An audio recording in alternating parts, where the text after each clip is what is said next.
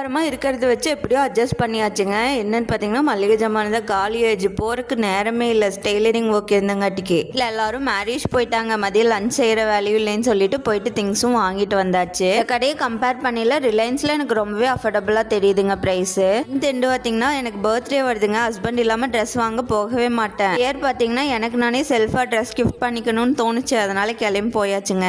வந்தோடனே ஃபர்ஸ்ட் நான் பில்லை தாங்க செக் பண்ணுவேன். வாங்கின திங்ஸ் என்னமோ கம்மியாக தான் இருக்கும், ஆனால் பில் அமௌண்ட்டு தான் ரொம்ப பயங்கரமாக இருக்கும். வேலையை முடிச்சுட்டு வரையிலே சிக்கன் கொஞ்சம் எடுத்துகிட்டு வந்திருந்தேன் நைட்டு டின்னருக்கு செஞ்சுக்கலான்னு சொல்லிட்டு. பார்த்தீங்கன்னா செட்டிநாடு கிரேவி தான் செய்ய போகிறேன். அதில் கொஞ்சமாக ஆயில் விட்டுங்க. 2 ஸ்பூன் தனியாக, 1 ஸ்பூன் கடலைப்பருப்பு, 2 வரமிளகா, கொஞ்சமாக மிளகு, சீரகம், சோம்பு சேர்த்து நல்லா வறுத்து எடுத்துக்கணும். கூட கடைசியாக கரம் மசாலாஸையும் சேர்த்து நல்லா வறுத்து எடுத்து ஒரு மிக்சி ஜாரில் போட்டு நல்லா பொடி பண்ணி வச்சுக்கலாங்க. அதில் உண்டுன்னு ஆயில் விட்டுங்க. கரம் மசாலா, பிரிஞ்சி இலையை போட்டு நல்லா வணக்கி விட்டுக்கலாம். ஒரு பெரிய வெங்காயத்தை பொடியாக நறுக்கி சேர்த்திட்டுங்க. ஒரு கொத்து கருவேப்பிலையும் போட்டு நல்லா வதக்கி விட்டுக்கலாம். வெங்காயம் நல்லா வணங்கினதுக்கு அப்புறம் 1 ஸ்பூன் இஞ்சி பூண்டு பேஸ்ட்டை போட்டு நல்லா வதக்கி விட்டுக்கலாங்க.